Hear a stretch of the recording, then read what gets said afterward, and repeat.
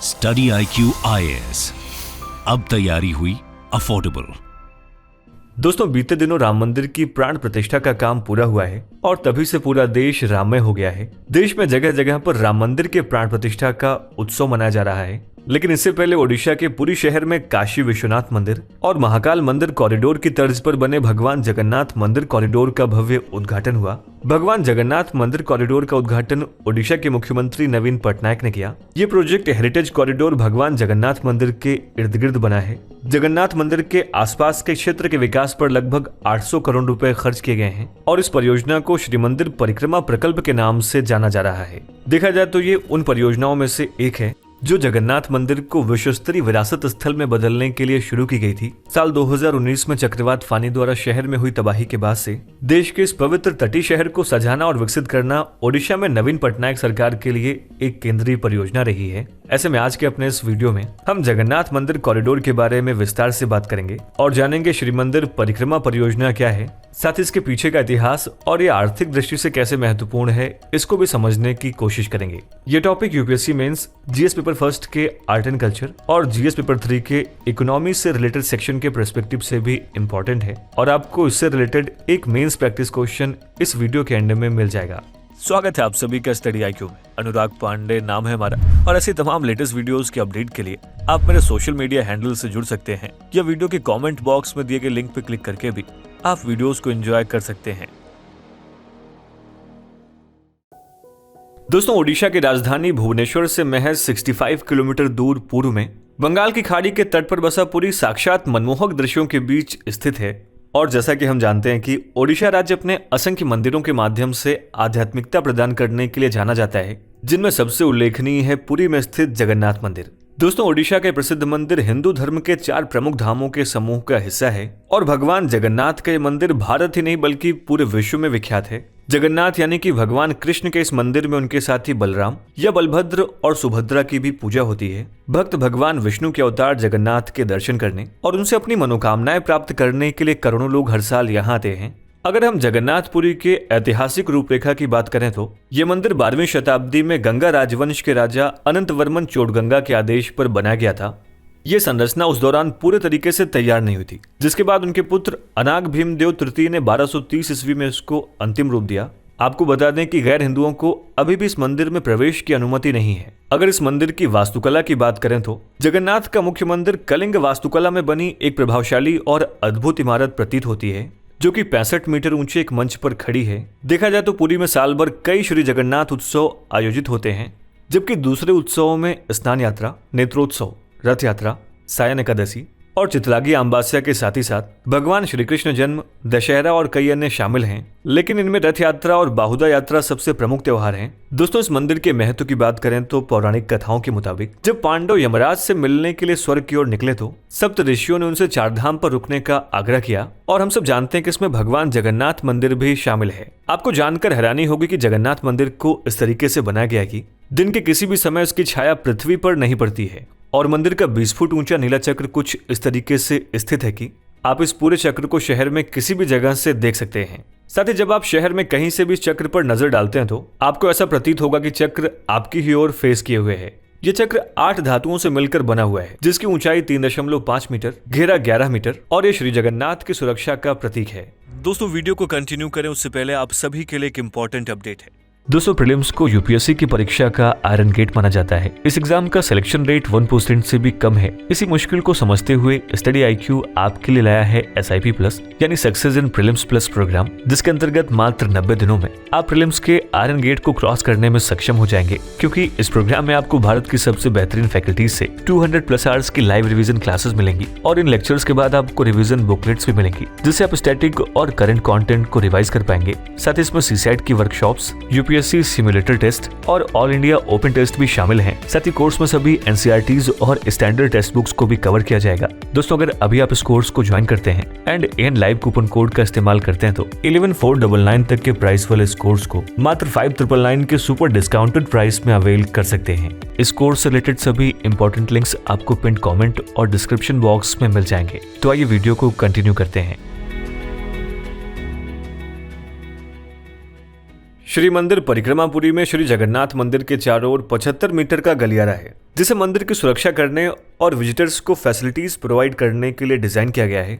देखा जाए तो प्रोजेक्ट का उद्देश्य भक्तों और तीर्थयात्रियों को मंदिर, नीलचक्र और मेघनाथ पचेरी के साथ दृश्य जुड़ाव का अवसर देने के लिए चारों ओर विस्तृत अनऑब्स्ट्रक्टेड कॉरिडोर्स प्रदान करना है। श्री मंदिर परिक्रमा तीर्थयात्रियों के लिए सुविधाएं प्रदान करने के साथ ही मंदिर और भक्तों की सुरक्षा को मजबूत करने का भी काम करेगी। परियोजना वेबसाइट के मुताबिक इस प्रोजेक्ट में भक्तों के लिए एक पब्लिक कन्वीनियंस एरिया, देवताओं के जुलूस के लिए पाथ और गलियारे के चारों ओर सुचारू पैदल यात्रियों के लिए एक फुटपाथ जैसी सुविधाओं के निर्माण का काम शामिल है।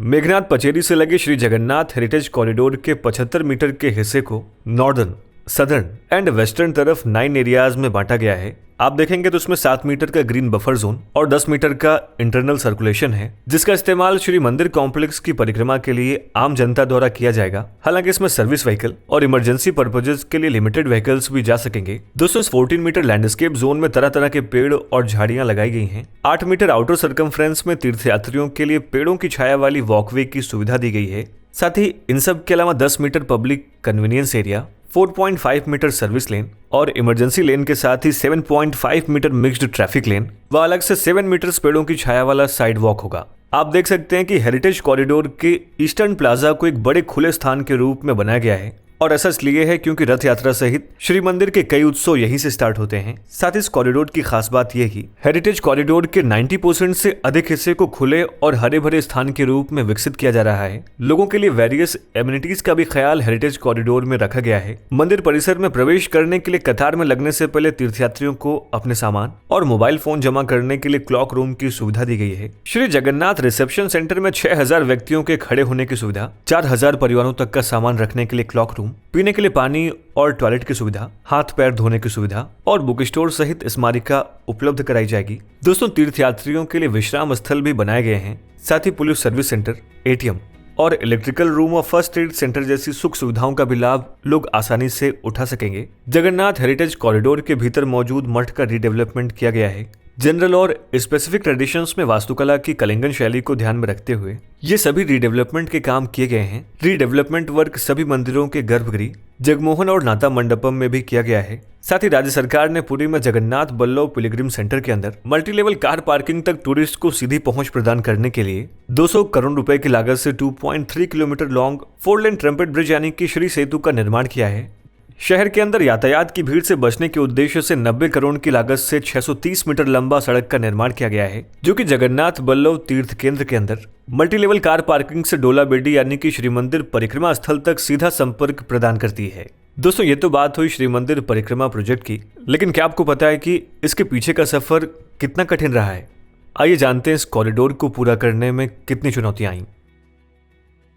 साल 2016 में ओडिशा सरकार द्वारा 12वीं सदी के जगन्नाथ मंदिर के आसपास की जगह को मॉडर्न बनाने का फैसला किया गया और इसी कड़ी में दिसंबर 2019 में शहर की विरासत को एक इंटरनेशनल लोकेशन में बदलने के लिए पुरी में हेरिटेज कॉरिडोर प्रोजेक्ट का अनावरण किया गया, जिसके बाद 800 करोड़ रुपए की अनुमानित लागत से पहले चरण के काम को शुरू करने के लिए फरवरी 2020 में राज्य विधानसभा में सर्वसम्मति से परियोजना के लिए प्रस्ताव पारित किया गया और फिर इसके बाद जाकर श्री जगन्नाथ मंदिर प्रशासन ने 3200 करोड़ रुपए की अनुमानित लागत पर परियोजना की आर्किटेक्चरल डिजाइन प्लान करने को मंजूरी दे दी। सरकार ने इसके अंदर टोटल 22 वेरियस प्रोजेक्ट्स को चरणबद्ध तरीके से इंप्लीमेंट किए जाने की प्लानिंग की थी। राज्य सरकार की पूरी योजना में बुनियादी सुविधाओं के विस्तार, विरासत और वास्तुकला के विकास से 800 करोड़ रुपए की शुरुआती अमाउंट के बाद देखा जाए तो पहले चरण में 265 करोड़ रुपए प्रदान किए गए, जिसमें Shri Jagannath temple administration, building redevelopment, Shri Mandir welcome centre, Jagannath cultural centre with Raghunandan library,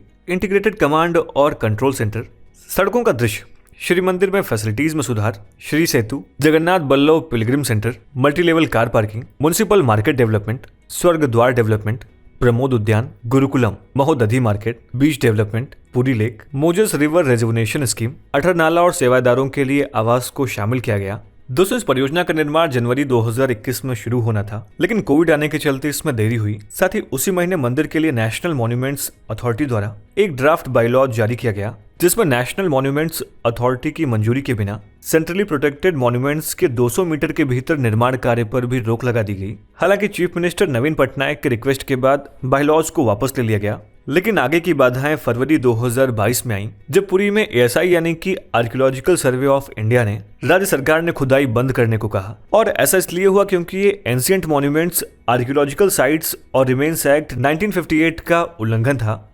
जैसे मामला ओडिशा हाई कोर्ट में पहुंचा तो ASI ने हलफनामे में कहा कि देखिए, खुदाई के दौरान विरासत स्थल के आर्कियोलॉजिकल रिमेन्स के डिस्ट्रॉय हो जाने का खतरा है। साथ ही ASI का आरोप यह भी था कि जगन्नाथ कॉम्प्लेक्स में खुदाई से पहले किसी भी हेरिटेज का इवैल्यूएशन नहीं किया गया था, मगर सितंबर 2022 में NMA द्वारा प्रोहिबिटेड एरिया के ठीक बाहर प्रोजेक्ट के सबसे इंपॉर्टेंट कंपोनेंट्स रिसेप्शन सेंटर के निर्माण के लिए नो ऑब्जेक्शन सर्टिफिकेशन यानी कि NOC दिए जाने के बाद इससे जुड़ी सभी बाधाएं दूर हो गईं। और इसी कड़ी में जून 2022 में सुप्रीम कोर्ट ने 2 जनहित याचिकाओं को भी खारिज कर दिया, जिन्होंने रेनोवेशन प्रोजेक्ट को चुनौती दी थी और इसे ट्रिवियल लिटिगेशन कहा था। हालांकि आधारशिला रखने के तुरंत बाद निर्माण शुरू हो गया, बस कुछ परेशानियों के चलते कुछ लेट लतीफी देखी गई, जिसके बाद इस परियोजना का उद्घाटन 17 जनवरी 2024 को मुख्यमंत्री नवीन पटनायक और राजा दिव्य सिंधा देबा द्वारा किया गया और अब इसे जनता के लिए खोल दिया गया है। दोस्तों, आइए जानते हैं परियोजना ओडिशा की अर्थव्यवस्था में कितना योगदान देगी।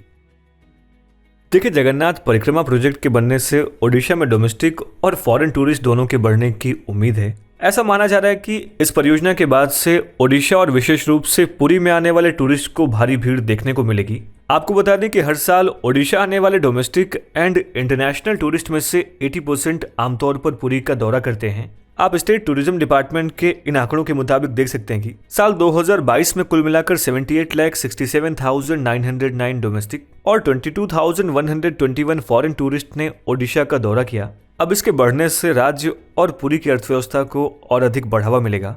होटल और रेस्टोरेंट के ओनर इस प्रोजेक्ट के पूरा होने से काफी उत्साहित हैं। हालांकि उनका कहना है कि सरकार को यह सुनिश्चित करना चाहिए कि जो टूरिस्ट मंदिर के सर्कमफ्रेंसेस में ऑर्बिटल डेवलपमेंट को देखने के लिए पुरी आते हैं, देखिए उन्हें मंदिर के अंदर भी एक सुखद अनुभव मिले। आपको बता दें कि सरकार यहां पर जगन्नाथ इंटरनेशनल एयरपोर्ट भी शुरू करने वाली है। जनवरी 2021 में मुख्यमंत्री नवीन पटनायक ने प्रधानमंत्री नरेंद्र मोदी को लेटर लिखा और पुरी में प्रपोज्ड एयरपोर्ट के लिए उनका समर्थन मांगा, जिसके बाद प्रधानमंत्री मोदी ने कहा कि proposed Jagannath international airport Puri की टूरिज्म पोटेंशियल को बढ़ावा देंगे और new economic activities, leisure, hospitality और हेल्थ व स्पिरिचुअल सेंटर्स को बढ़ावा देंगे। दोस्तों, इस तरीके से कॉरिडोर ओडिशा के विकास में अपनी नई भूमिका निभाने वाला है। आपने देखा कि श्री मंदिर परिक्रमा मार्ग परियोजना में तीर्थयात्रियों की सुविधाओं का विशेष ख्याल रखा गया है और हर दिन भारत भर से बड़ी संख्या में भक्त महाप्रभु श्री जगन्नाथ के दर्शन के लिए पुरी आते हैं। दोस्तों, आपकी इस पर राय क्या है, हमें इस वीडियो के कमेंट सेक्शन में जरूर लिखें। और ये है आज का हमारा मेंस प्रैक्टिस क्वेश्चन। आप इसका भी जवाब हमें इस वीडियो के कॉमेंट सेक्शन में दे सकते हैं।